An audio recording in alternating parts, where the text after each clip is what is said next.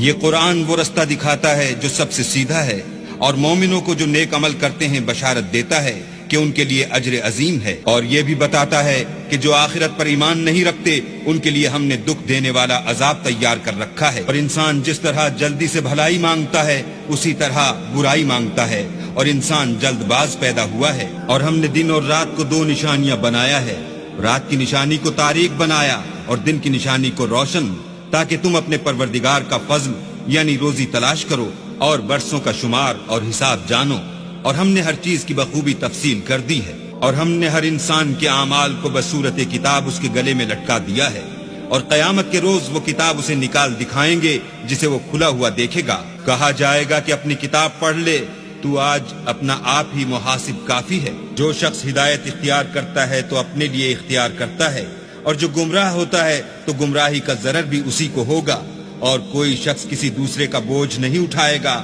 اور جب تک ہم پیغمبر نہ بھیج لیں عذاب نہیں دیا کرتے۔